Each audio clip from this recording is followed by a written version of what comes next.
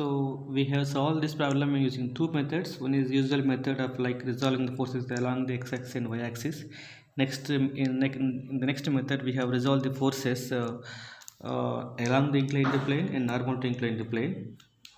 And we observed that the first method, that is in this case, when we have a problems related to inclined plane, using the first method, that is resolving the forces along x and y axis, it takes more time compared to the second method. In the second method, we have resolved the forces along the plane and normal to inclined plane, and within one or two steps we got the answer, but this one is more time consuming. So it is better to resolve along the inclined plane and normal to inclined plane. So here we see the solution, we got same solution. So 233 here, 98.98 resultant force, and here also 233.98. Direction alpha is 60. Here also it is acting along the inclined plane. So this also, this theta means inclined plane is making an angle 60. So same answer. And this seems to be somewhat more easier compared to the first method. So let us move on to the other problem now. So next problem here, two forces acting on a body are 500 Newton and 1000 Newton as shown in figure.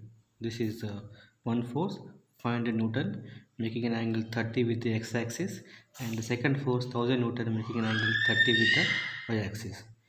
So question is, find the third force F such that the resultant of all the three forces is 1000 Newton directed at 45 degree to the x-axis. So that is given here in this figure. So this is the resultant force or magnitude 1000 Newton making an angle 45.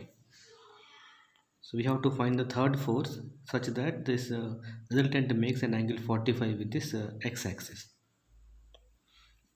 So let us solve it. So let me take this as this 500 Newton as say F1 and this 1000 Newton as say F2. So according to the formula, now x component of the resultant force, that is Rx, is equal to sigma Fx.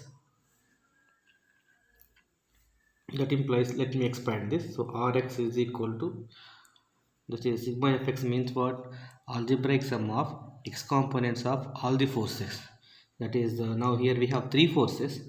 Let us say that is F1x plus F2x plus F3x. And similarly, and let us substitute the values here regarding this Rx. Now R is given 1000 Newton. So let me draw again here. This is R and making an angle 45. So if you resolve two components along x and y, this will become Ry and this will become Rx. So Rx is equal to R cos 45 and Ry is equal to R sin 45.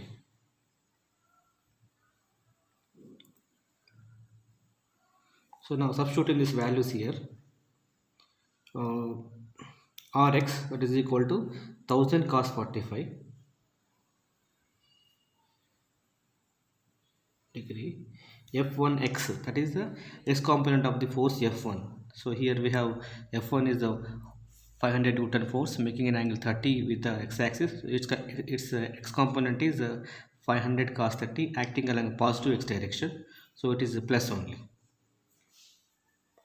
Here also this R cos 45 also plus value because it is acting this direction. So R cos 45 direction is this one, positive direction. So I have taken plus 1000 cos 45, and here this is for F1x, that is equal to 500 cos 30 acting along positive x direction. So it is a plus 500 cos 30.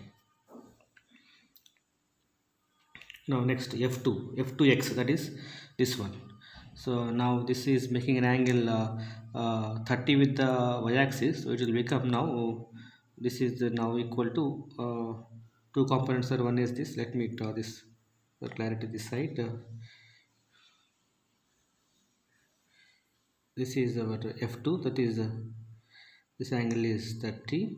So this will become two components are like this, one is F2 sin 30 and this is F2 cos 30. because this is making angle 30 with this component, it will become cos component. And it is like now we want f2x, this is f2x. So this is now acting along positive direction, so plus value, so plus f2 is 1000, so 1000 sin 30 plus f3x, we don't know this value, we have to find out the third force, so I'll keep it as f3x. Now from here what we get solving for f3x is equal to, so substituting the values we get f3x is equal to minus 225.91. so we got now x component of the force f3. Let us solve for the other component, that is the y component. So again now we consider ry, so ry is equal to sigma fy, and the sigma fy means this is equal to f1y plus f2y plus f3y. so substituting the values here, ry is equal to r sin 45, so this is the 1000 sin 45, and it is acting along positive y axis, so it is plus value. Similarly f1y, so it is making angle 30, so it is 500 sin 30 acting along positive y axis, so it is plus 500 sin 30, plus 500 sin 30.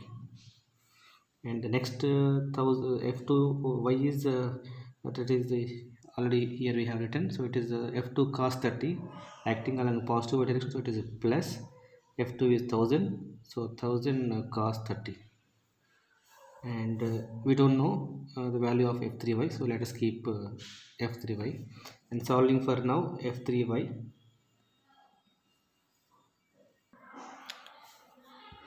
So now we get f3y value, that is equal to minus 408.92 Newton. Let us find the direction of this force f3. So here f3x is minus 225, means I need to draw negative x negative direction, so that is this is minus, so it is f3x is acting this direction with magnitude is 225.91 Newton acting along negative x direction, because we got here it is minus value, minus means acting along negative x direction. And next f3y also we got negative value, means it is acting along negative y axis, it is downward. This is f3y and value is equal to 408.92 Newton. So that implies now we can say that the force f3 will be somewhere like this as per the triangle law, and you may measure this with respect to y axis or x axis. So let us take with respect to some, say, this angle, so this is some theta,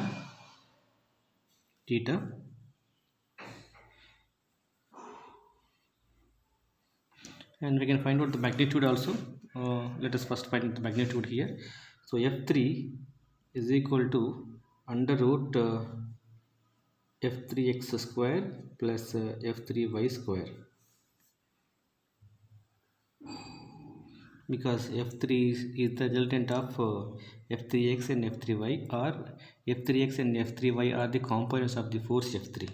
So f3 is equal to under root f3x square plus f3y square. So substituting the values here, what we get finally is 467.2. At 1 minute. So that's correct. So we get the f3 value is equal to 467.2. Now coming to the direction, here f3x is it is minus 225, so this is the magnitude, direction is negative x direction because we got minus, and f3y is minus 408, so it is acting downward, negative along negative y axis, so f3y magnitude is 408.92 and it is downward. So that implies somewhere here our f3 will act this direction. Now using this tan theta, so let's construct this one. This is 90, so this is f3y, same. So tan theta is equal to f3y by f3x.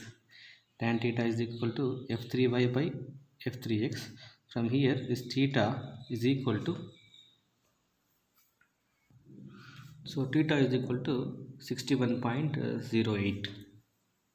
so this is the solution. We got f3 magnitude and direction. So in summary now,